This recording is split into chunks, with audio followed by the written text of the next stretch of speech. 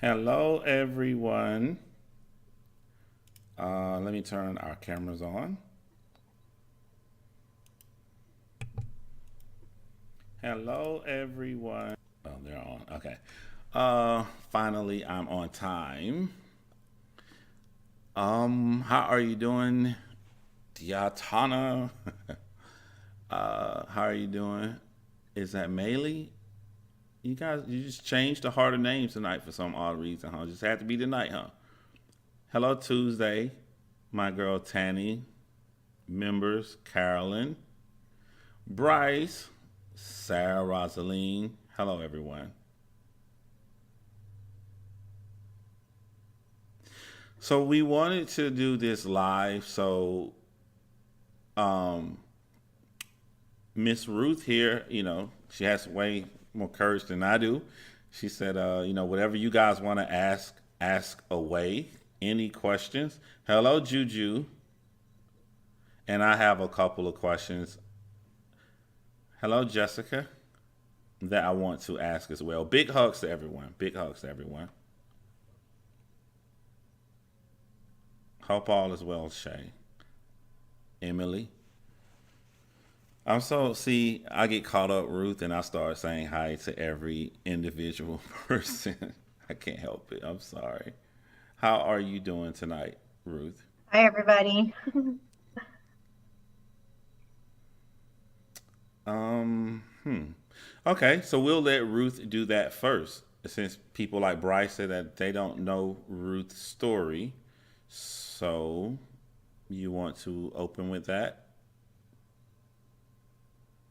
My story. My story is about Amina and Sarah. Um, Amina was the love of my son's life for the last 4 years of her life. They dated, and they were killed by their father for bringing shame upon the family. And their father has been on the run since 2008. And I have become a voice for Amina and Sarah. And this year, 2020, Yasser was captured with his son Islam and his brother Yasin as bonus. They were also arrested. In a nutshell, that's my story.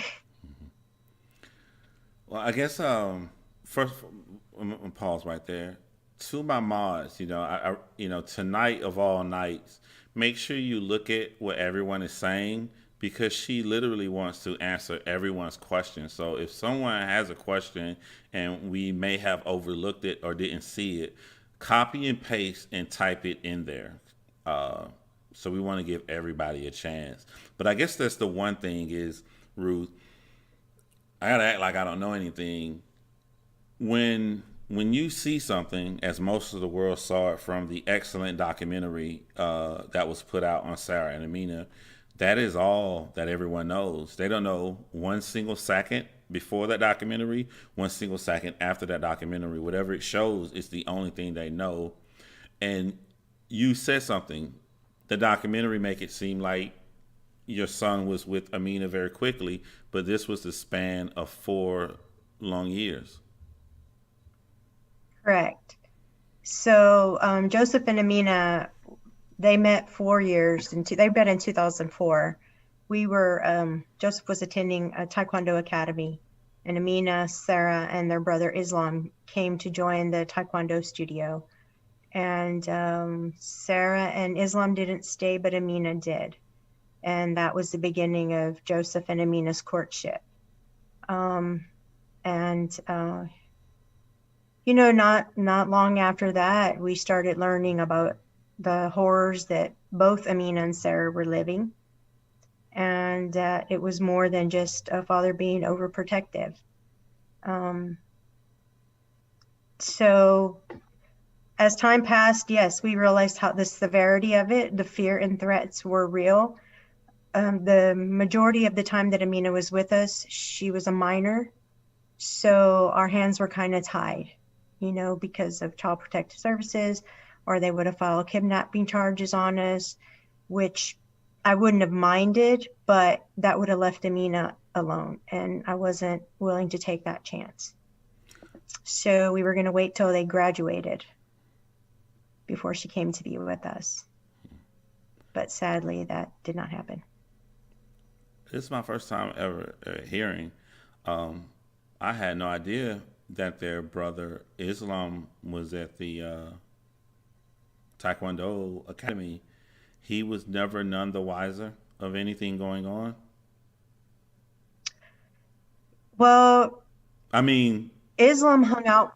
Islam was with the girls a lot. I mhm, mean, even in the doc, I know what we experienced, and Amina and Sarah were always under surveillance, be it by their father, their mother, or their brother, or other family members. mhm. So, I, yeah, he knew, or he suspected. Later, he knew for a fact that Eh, Joseph and Amina were in a relationship. thank you for clarifying. Because I was like, Hmm. because I know people want they're gonna have questions about Islam knowing about his father, but I was asking about Islam knowing about your son. Um, Again, I want to try to hold mine if I can. Hold on, we are pausing here. So Emily Rose said, so Islam was there as a set of eyes. So they're saying was he there to learn Taekwondo or just to watch over the girls? I guess. He wouldn't have been able to learn it. He was like two left feet. So, but yeah, he was there to keep an eye on the girls. Mm. That was his primary function. Someone was asking about my anger, or was my anger, sadness, and grief while I was helping my son through this. In all honesty, I really, mostly when we were going through this, I had a lot of fear for Amina's life, and then for my son's life, and of course for my family's life.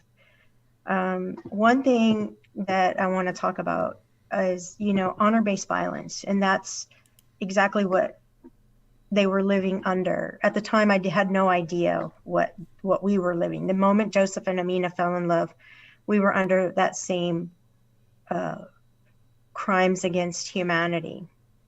And of course, after the girls were executed, sadly, or regrettably, I found out what honor-based violence and honor killing was. And if you don't understand what it is, it's kind of hard to even imagine. It falls under so many different umbrellas. Child abuse, sexual abuse, forced marriage, child marriage, suicide, depression, being in captivity. There's just so many characteristics of this. But unless we call it for what it is it going to be addressed? In the case of honor-based violence, it's not just one perpetrator. It's the whole family and the whole community.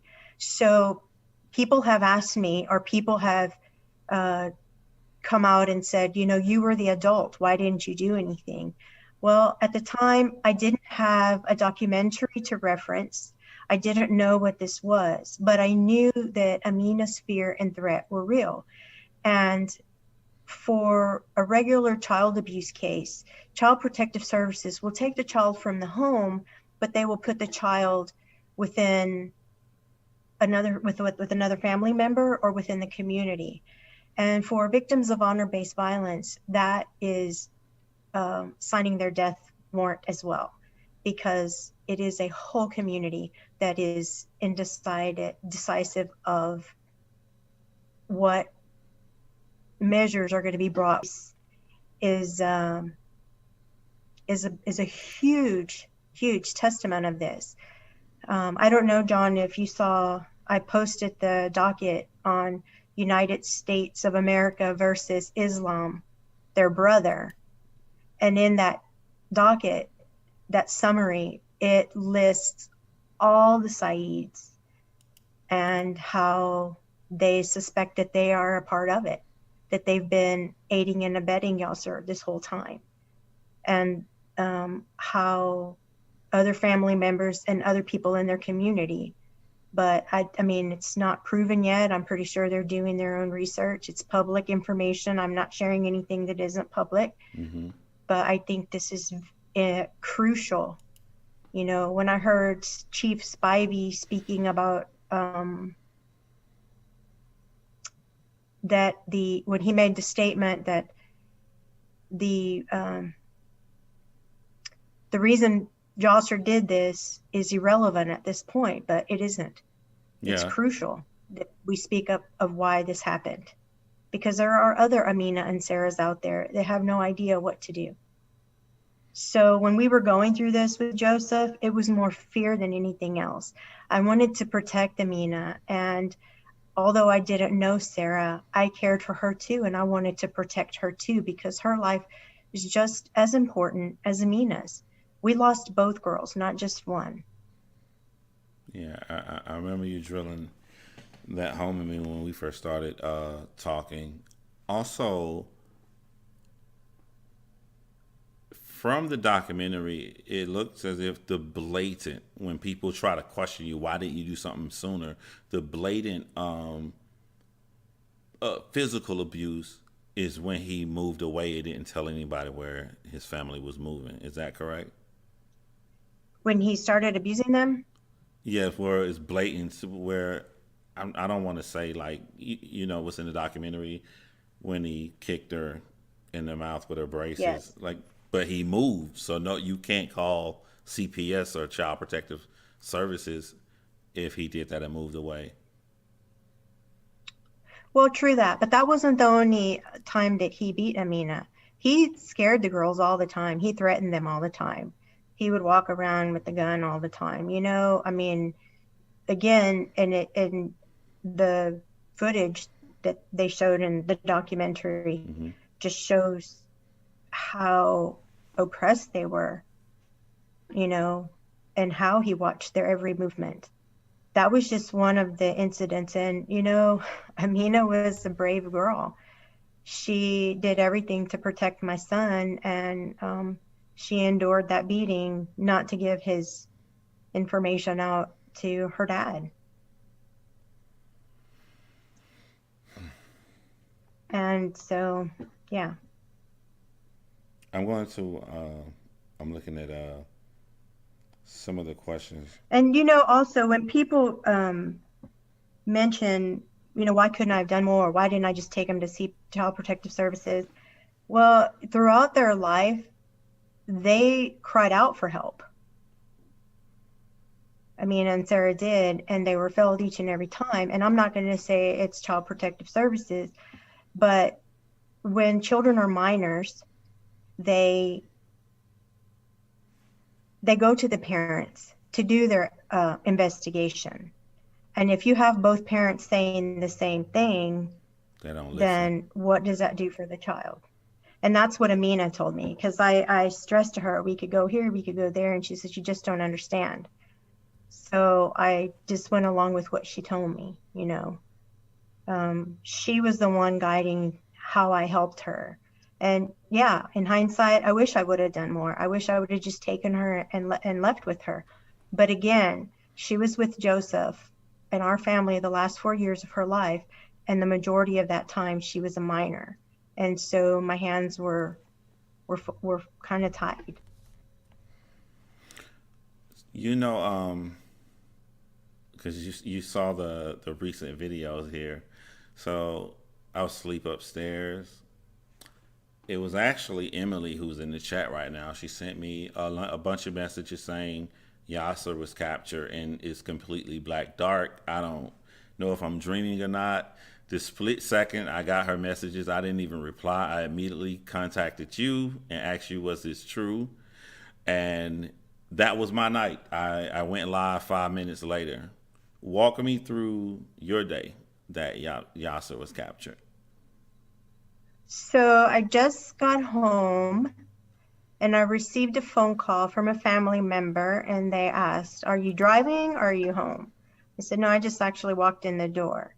And they said, "Okay, well, I have something to tell you." And of course, my first thought was with COVID, and maybe somebody in the family got COVID. And she said they caught Yasser. And I really don't remember much after that. So she's telling me what I said. She said I asked her to repeat it. I repeated it. And then she said I started screaming and crying and just elated. And then I told her, I have to go, I have to go. And so then I started reaching out to people, calling people, texting people. And then my phone started blowing up. So the first hour, I was like literally in shock. I was like, oh my God, I need to see him. I need to see him in cuffs. I need to know for sure that it's him, that it's not a mistake, because throughout these 12 years, the documentary has been getting tips about sightings of Yasser, and they even send pictures, and they've been of his family members. So I'm like, I need to see him in handcuffs with the police so that I know that it is really him. And so that night, I was just so full of emotion. I hadn't, I just couldn't fathom the idea. It was like, oh my gosh, it's like winning the lottery. Is it real? Pinch me, slap me, something, Yeah. And then I was overcome with emotion. I was just crying. My body started shaking uncontrollably. I really haven't, up until maybe last night or the night before, haven't been able to get really good sleep. I've been up a lot. I think it's just the adrenaline still from everything. And a lot of people were asking me, had I spoke to my son, and I was just kind of like, I was nervous to actually reach out to him. The producer of The Price of Honor, he called me and he's like, "Have you talked to him?" I said, "Actually, I'm afraid to talk to him. I don't know how he's going to react." And I was at my house, he was at his house, so I didn't know. He goes, "Okay, let me reach out to him." So he was one of the first people that talked to Joseph. And then he called me back and he said, "He's okay, he just needs time." And I said, "Okay, as long as I know he's okay." So then later that night, my son called me and he's like, "Mom, we've been waiting for this for a long time, and it is unbelievable." I mean, both of us are still trying to process it. And then we got bonus with Islam's and Yassine's arrest as well. So it's like they're coming. They're all going to have their day in court. Go ahead. I'm sorry. Which makes me happy, because everything that Amina left us in her treasures, her words, her truth, is all coming out. Yeah. And what a bad state that this happened in, because he's going to be out of here. And he was found in Texas, by the way, not Egypt, not New York, not driving a taxi cab. Texas, exactly where we said he was going to be. You told me you saw, I saw your live. So in my live, you saw where I admitted long ago when you told me he was in Texas. I was like, bless her heart, I don't believe her, but bless her heart. You said a long time ago that he was in Texas. I was like, there's no way possible this man is not going to go to another country or New York. There's no way he's going to be in Texas, and he was. You were right. Yeah, well, I think a lot of people had that consensus, but through, again, the Press of Honor, their research, they kept coming back to Texas. And then, in the documentary, every person in there says, "I think he's in Texas. I believe he's in Texas. I believe the Saids are hiding him." And here we go. Amina told me, before she passed, when she was starting to tell me everything about everything, that his brothers would help him. She said, the day he's found, it's going to be something so ridiculous, it's going to have brought him, like a busted tail light or something, right? Yeah. Well, it was a busted water pipe in 2017 that brought the tip. So again, Amina's truth is coming to fruition. You remember when we were talking and you said, John, I think I know where he is. I actually think I know the house where he is, and I was very worried. Is that the same as where he was captured? Because that was over a Uh, year ago. Actually, where I saw him, that was in 2013. That was right before the documentary. Okay, again, and I reference the documentary a lot because af after it was premiered, a lot of people, instead of going to the police, they were reaching out to them, hey, tips, tips, tips, tips, tips.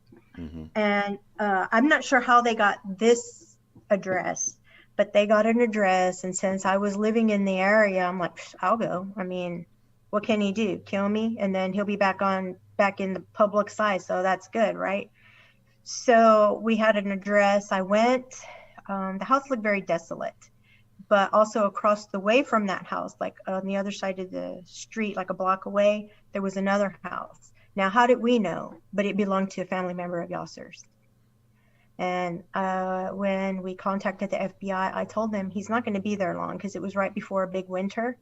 I said the house does not look like it has any kind of running water or electricity.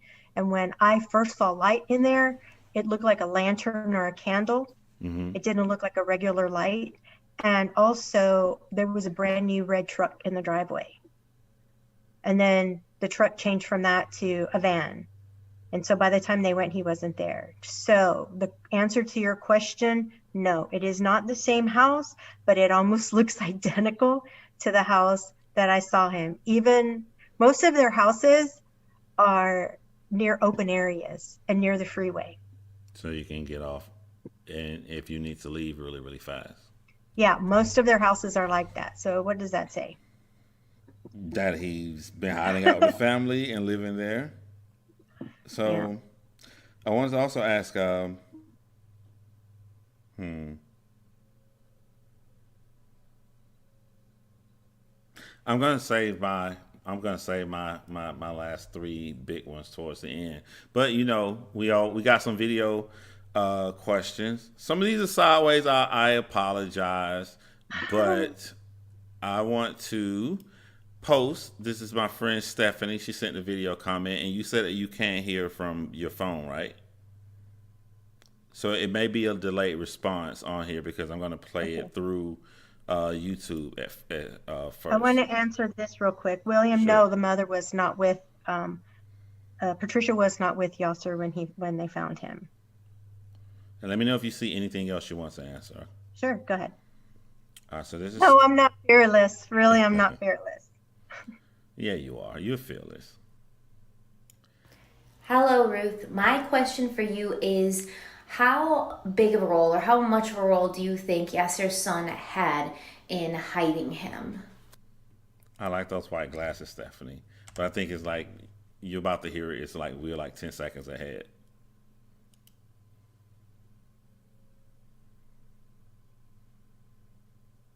I can't. Are you playing a video for me? I can't hear it. Yeah, it was playing on YouTube though. But basically, she asked, how big of a role do you think Islam played throughout the entire time that he was missing, Yasser was missing? Oh, from day one. I believe all of them were. I believe one of them picked him up from the taxi bay in the Omni Mandalay. Is this something So, like? Go ahead. I'm sorry. no, no, no. Go ahead. It he was so close. Well, I don't know. From the documentary he seemed a little close to his sisters, but like, do you think this is something that's like inbred? Like he was raised to do exactly as his father said. Like, how could he be raised with his two sisters his entire life and just dismiss them so easily? Islam. Well, I mean, in the Saeed family, that's how they are towards the men. I mean, they have a different mindset. Um, but on that note, so I referenced the documentary. Let me just say this first of all, okay? The girls were executed on 01 January 2008. From 2008, yes, in the beginning, there was all kind of coverage and everything about the girls. And then everything died down. Nothing was ever said. Not updates from the FBI, not were tips, nothing. Amina and Sarah were like vanished. So when the premiere of the documentary came out, and I'm thankful and grateful to them, because a movement started. I mean, we wouldn't be here talking because you wouldn't have known my story, or Amina's story, or Sarah's story. And let me tell you, the documentary premiered in September of 2014, and by December of 2014, Yasser was placed on the FBI top 10. Prior to that, nothing. So I am very grateful for them, and that's why I reference them a lot, because they also, because of their research and everything, I was able to see footage of the girls when they were younger, you know, and things that are meaningful and purposeful. So the whole, again, I'm going to go back to what I said. The whole family, the whole community was a part of this.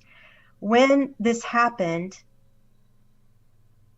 and SWAT was at their house in Louisville, they invited Patricia to come in and grab things that she needed. And instead of her grabbing clothing or items, you know, to do your daily things, she grabbed Yasser's passport, all of his papers, all laptops, videos, things that she could gather. So they were all a part of it, including Islam and including the brothers from day one. So was he brought up that way? Was he reared that way? I mean, yeah, it is. It's a whole community. It's just the way it is. I'm not going to point out any culture. I'm not going to point out a religion. To me, it was a violation of human rights. Honor-based violence are crimes against humanity. And I mean, there's really no more than I can say. We are all born with rights. And Amina and Sarah's rights were stolen for what their family deemed to them bringing shame upon the family for falling in love. Yeah.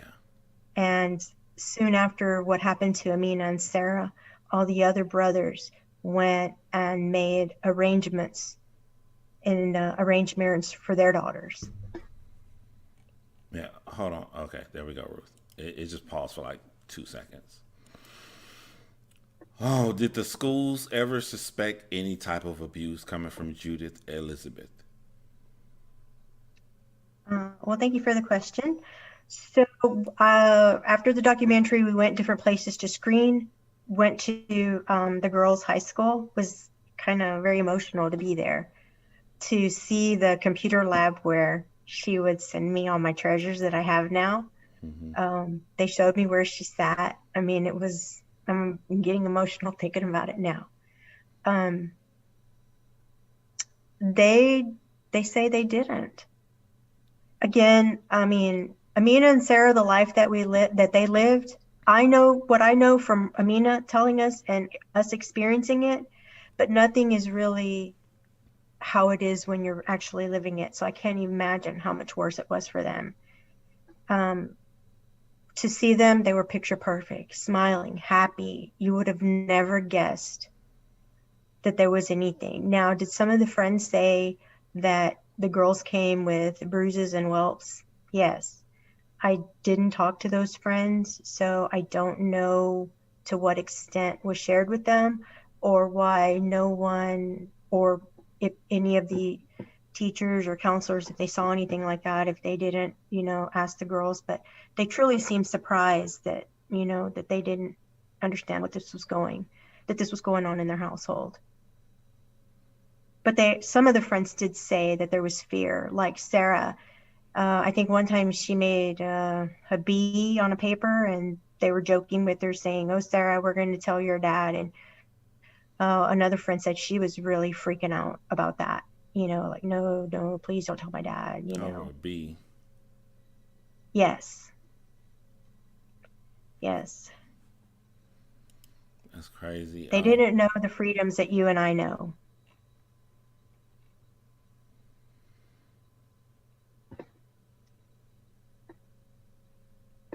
I'm trying to, because when we first came on, there was pouring in with so many questions. Let them ask. But until they ask, go ahead and turn up your volume on your phone. I want you to hear from a little younger person who had a question for you. Okay. All right, I'm going to add her now. Hi Ruth, hi John Chrymes. John, I just want to say thank you for covering this case. It means a lot to me. And like the family of this poor girl. And Miss Ruth, I want to know how it feels ever since the horrible man who did this was caught, and how it just feels and how everything has changed. Go ahead.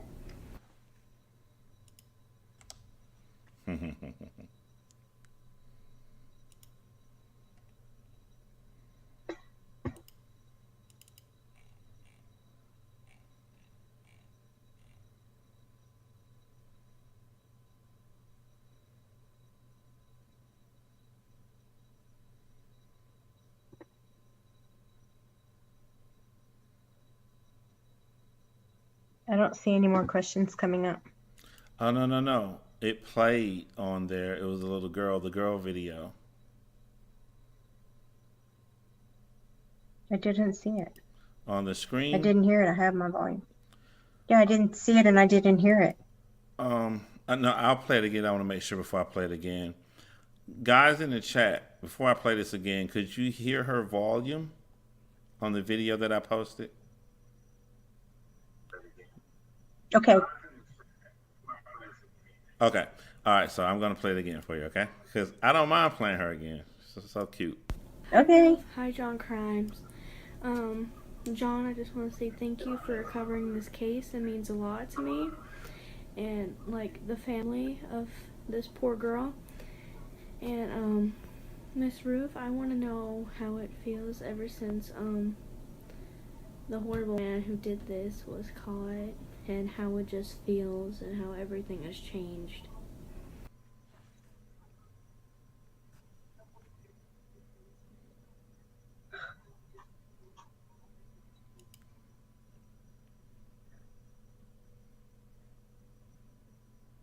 So how everything has changed, I have a different kind of peace now.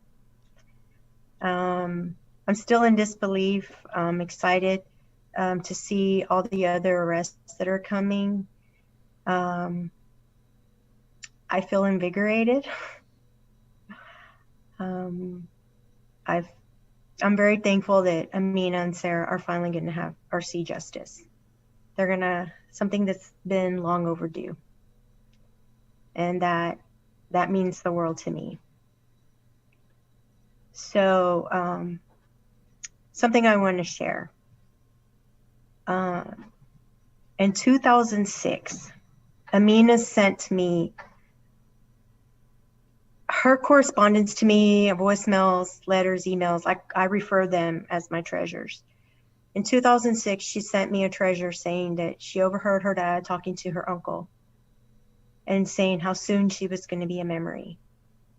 Fast forward to 2008 or 2007, a day or two before she was executed. She changed the picture on her. Back then it was MySpace.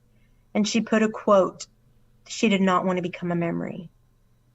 And then a day or two later, she was executed. So that is so meaningful to me, and in a lot of ways. One, she knew the only way out of this was death, either hers or those that she loved. And she wanted to be remembered. And that's where never a memory came from, because I didn't know how I was going to do it, but I was never going to let that happen. And I'm grateful again to the documentary team because of them. Amina and Sarah both are known internationally and has given me the humbleness to be with people all over the world, to thank them that have been fighting for justice and trying to seek justice for the girls. And I'm very grateful to everyone that has become a voice for them. Look, we all need to be celebrating this capture because all our voices have brought this. We have kept them in the public eye. We have kept their story in the public eye. For a long time, I thought I was a loner, in doing so. But I'm overwhelmed with all of the love and support that everybody has been giving, whether it been from the beginning, the middle, even now, and moving forward with the trial. I'm just so thankful and grateful, and I just have a different kind of peace. Thank you for your video. You're so cute. That's Emily's daughter, and I want to save Emily's question for last. I you said play. You said play it. You said play everything. Okay. So you said play everything, and I'm gonna play Melanie. Okay. Oh, let me turn my volume back up. Okay.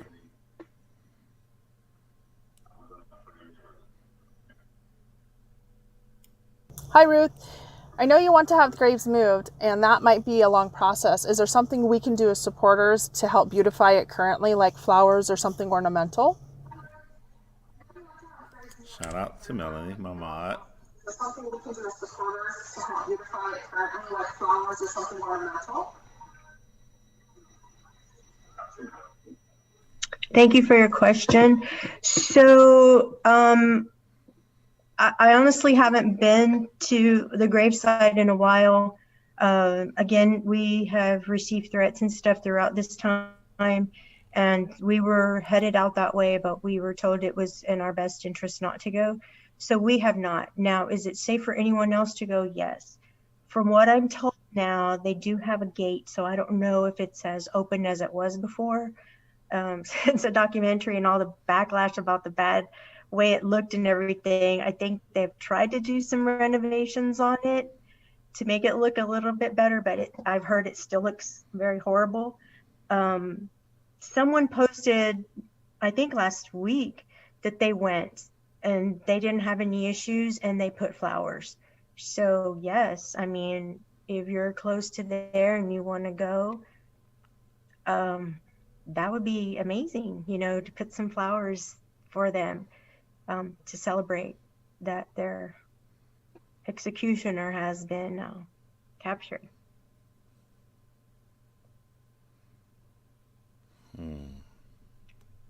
I think it would be a great gesture.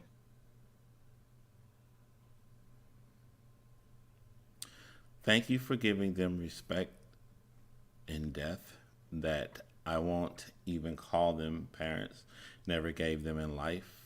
I always say if we stand for nothing, we will fall for anything. Thank you, my dear. That's from Beverly Brow. Thank you. I'm going to make sure if anyone else is being heard, and then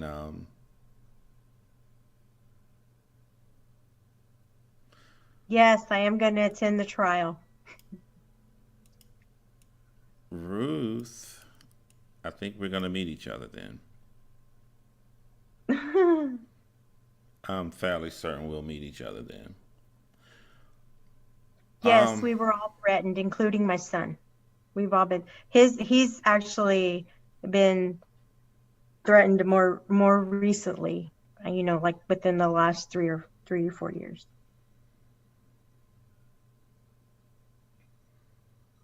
I'm going to read these at random. Ruth, have you spoken to Patricia? I have not. The last time I was face to face with Patricia was at the wake of Amina and Sarah. Patricia and I never really even had a relationship when they were dating, when Amina and Sarah were still alive.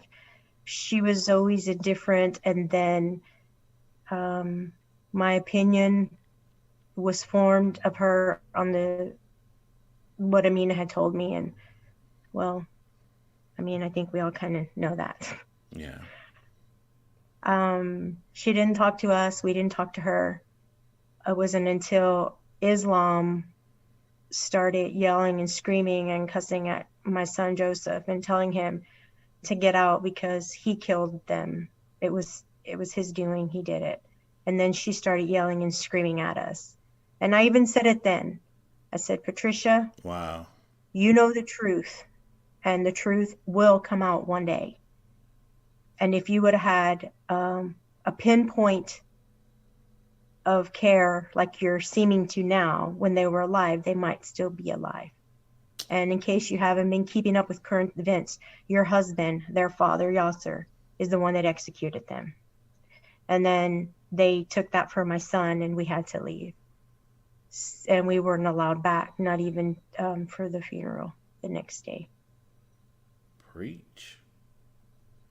Because I try to stay political and quiet on certain things, but everybody can clearly see that there's a different energy that's being displayed now that hasn't been displayed before about the capture of Yasser from Patricia. Question: do you think the mother will ever be charged with anything now that their father has been captured? That's what Melanie wanted to say.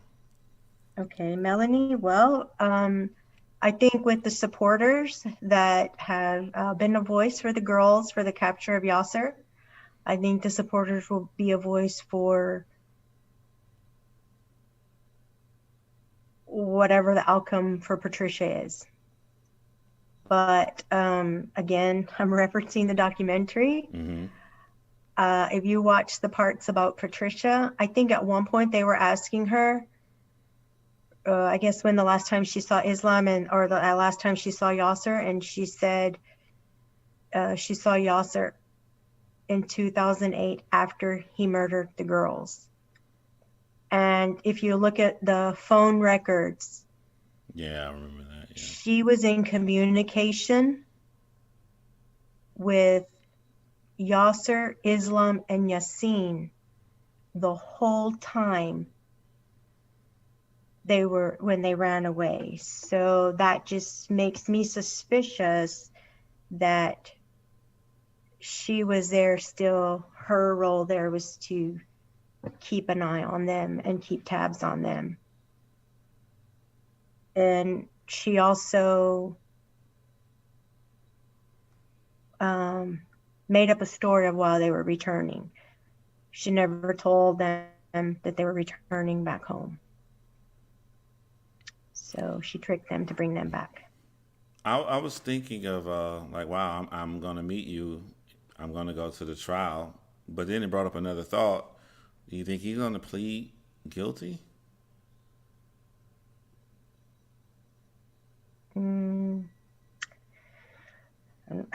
Someone asked me that today. Would he plead guilty? I guess not to get the death penalty, but I'm not really sure how it works in prison. But I think if he would get the death penalty, I think he's isolated from the population. But if he's not, and he serves a life term, he's amongst the population. And I just know what his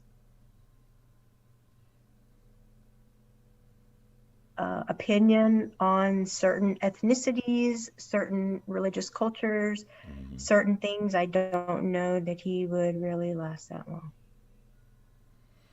Okay, I'm going to run off a couple more questions, and then I have one last video, one for you, before we ending it. Someone said, Ruth, how do you think the girls... Yes, Melanie, she did set her daughters up. Sorry, Melanie said, I think she set her daughters up. She did.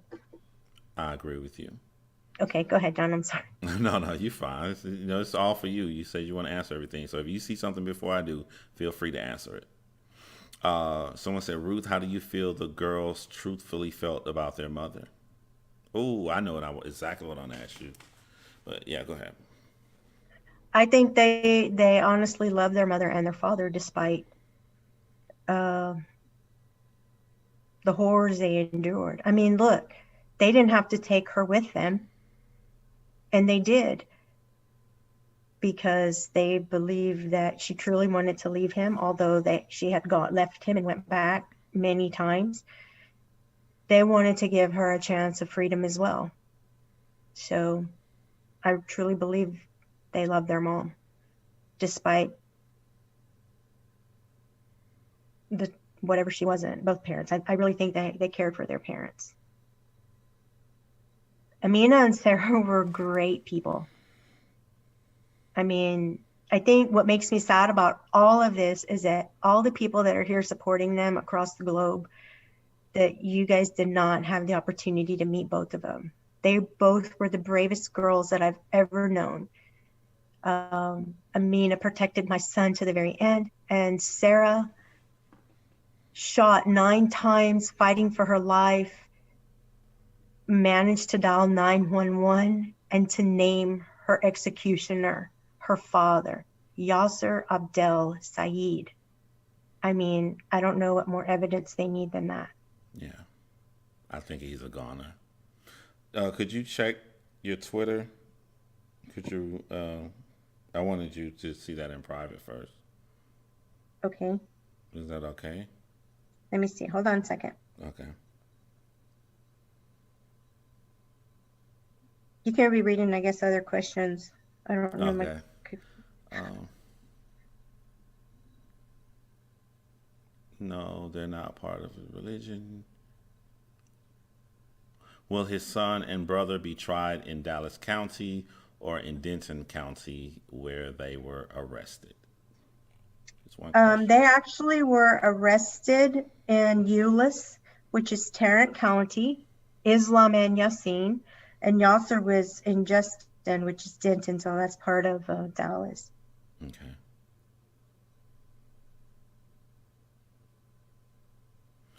Jessica Cochran, how about a favorite happy memory with Amina? Oh my goodness. She was a chatty patty. She loved to talk all the time. She was just very carefree. Both of them were very carefree, loving, happy. She was a prankster. I remember in the Taekwondo, she would be chatting up and then the instructor would be like knuckles and toes, which meant a round of push-ups. And then under their uniform, their Taekwondo uniform, they wore black or white shirts, and she was like starting this petition because she wanted pink. And they were like, no. And then she said, can we have pink wristbands? And they said, no.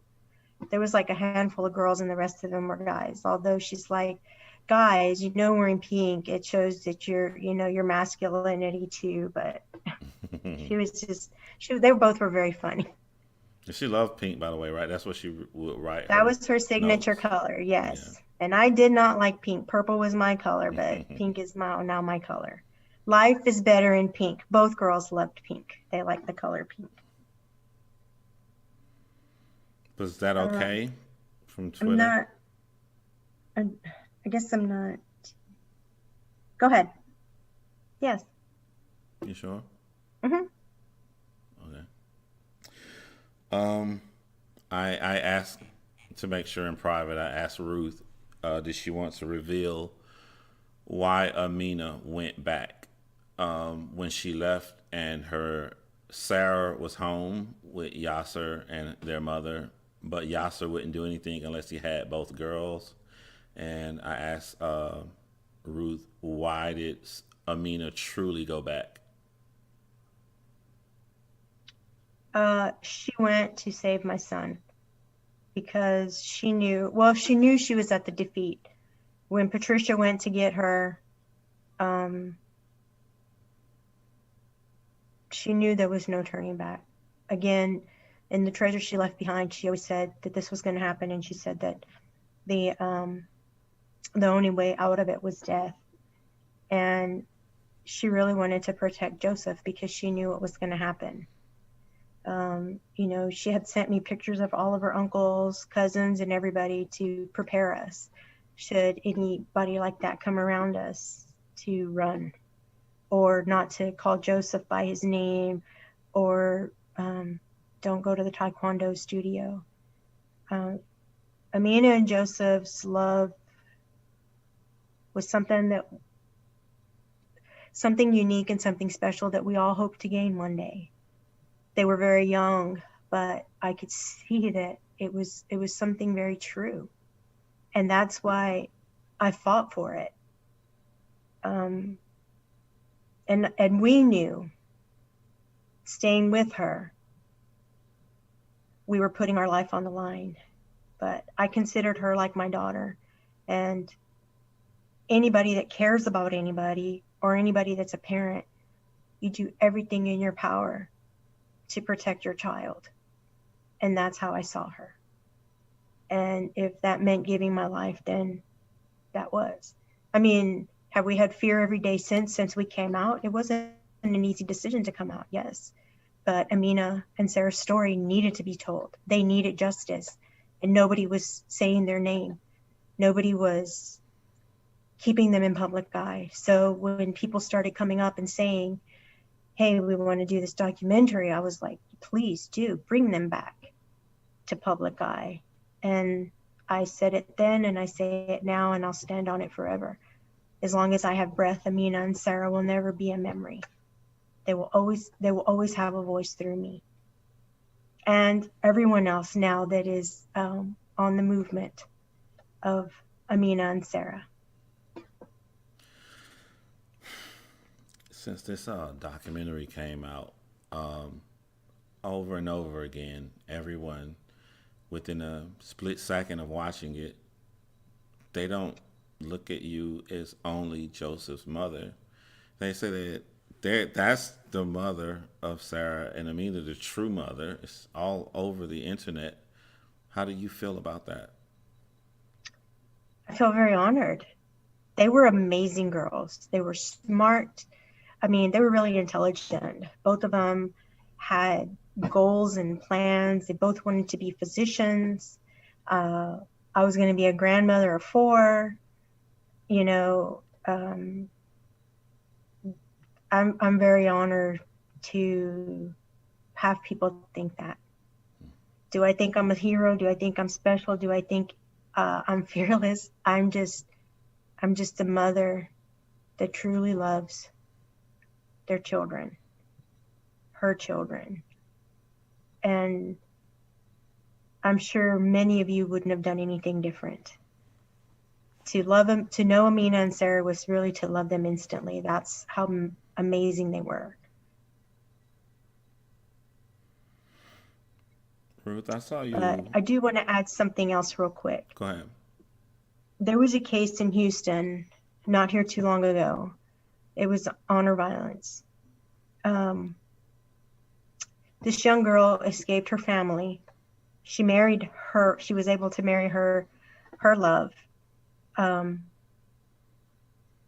But they too lived under the same constraints we did. They got an apartment. They carried weapons with them everywhere. He walked or drove her everywhere because, again, the fear and the threat were real. Well, when they finally caught the father, he didn't kill his daughter, but one of the reporters reached out to me because he said, you know, the father had 5 people on his hit list. And professionals and everybody, you know, law enforcement, they're like, oh my goodness, that's unheard of. How do you feel about it? Are you surprised? I said, no, we all knew we were at risk. So this father killed her husband, his son-in-law. He killed the friend that helped her escape. And the other people on his list were her husband's twin brother, her new mother-in-law, and the daughter he was going to kill last. And the reason he was going to kill her last is because he wanted her to feel the pain of the shame that she brought upon the family and the honor that she disrupted in the family, and ultimately was going to take her life as well. But he was caught before then. So honor violence, crimes against humanity, crimes in the name of honor, they're real and they're happening.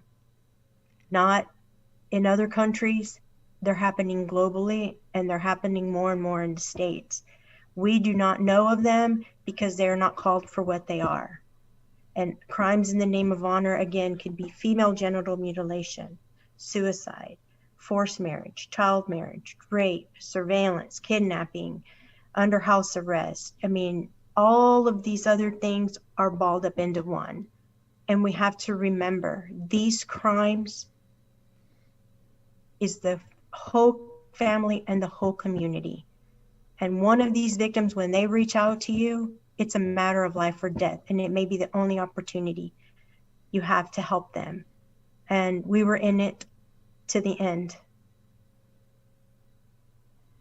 That's crazy. And as you named that afterwards, and then Sarah and Amina in the middle, during Sarah's last days, she was watching another honor killing story. And that's what really made her afraid when, when she was saying that she didn't want to be a memory. She was watching someone else's father, kill his daughter for the same reason. I wish we lived in a world that you can see someone for a lot of great reasons. And through how small this world is, they meet and talk. Other than I saw you on a documentary crying over 2 girls' graves, and we're talking now. Yeah. So I want to play this last question. I had something similar, but when I heard the question, I'll let Emily say this. If you want to go ahead and turn your volume up. Okay, let me get over there. I've got so many things open on my phone. Okay, it's down. Hi, Ruth. I just want to start out by saying that my heart goes out to you and Joseph. Y'all have been in my mind for years. So my question. Oh, let me turn it up. I'm sorry. One more time. I know, Sarah. Let me know when you're ready. Yes, play it now. Okay. Hi, Ruth. I just want to start out by saying that my heart goes out to you and Joseph. Y'all have been on my mind for years. So my question is, I know Sarah and Amina are infamously known as the honor killings case, and quite frankly, most of the footage, or all of the footage really that I've seen, has been pretty disgusting. So do you have something positive that you want to share with the world about the girls, so that we can, honor them rightfully?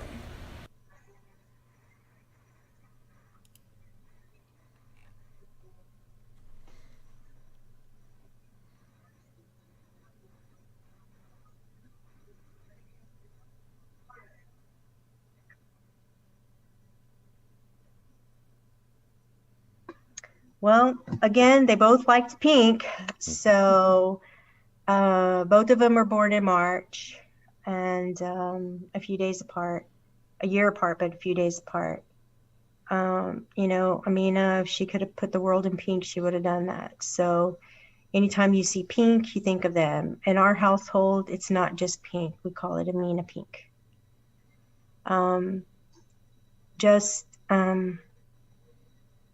Just remember how amazing they were. They were both brave. They were the picture of calm. Keep a picture of them. Don't forget them. Keep sharing their story. I'm not done. My job is just starting.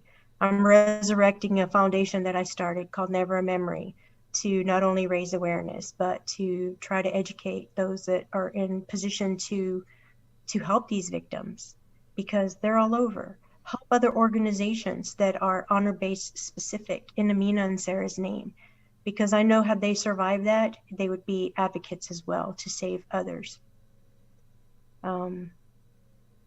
Yeah, they were just amazing girls. Smart, funny, and beautiful.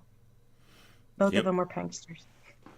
Get with me on that organization. I will push it on every single video any way that I can. As you see, it's a lot of people here that will help push that as well. And none of this would have been possible without awareness, without me knowing, without that film crew making that documentary. So a lot of people are asking, how can they watch the actual documentary? Okay, well, I'll send the link. You can watch it on Amazon. On Amazon, you have to pay, but you know it's for a greater cause because Amazon was so kind to put that on there. And also it's on YouTube, so on Real Stories. So I will send both links to John and you can post that. And it's called The Price of Honor. And again, I'm thankful to them because they started the movement of hashtag Catch Yasser Now. They were the beginning of Amina and Sarah helping me help so that they would never become a memory. And through them, I'm able to meet everyone across the globe, including, you know, here today. And I want to thank each and every one of you for supporting us, you know, and keeping Amina and Sarah's name in the public eye. And we all should celebrate the capture of Yasser, Islam, and Yasin, and I'm pretty sure more are to come. Yep. I was going to say the same thing. And you need to read the docket. Okay, I definitely will. Send that to me. And okay. My inspiration from Sarah and Amina, outside of any honor killings, is just knowing that none of this would have been possible without that documentary crew. So I'm going to follow their footsteps, and I'm going to get off my butt. And I don't want her to be a memory as well. And there are people who need to be brought to justice. So I will be seeking out my first professional documentary for Caitlin Nicole Davis. There you go. All right, guys. It's Ruth Trotter. Love you, my Thank friend. you. I'll be seeing you soon. And you guys know the slogan, don't kill, make a sandwich. That sounds good. Okay, stay on the line, Ruth. And you guys have a great night. Bye, everybody.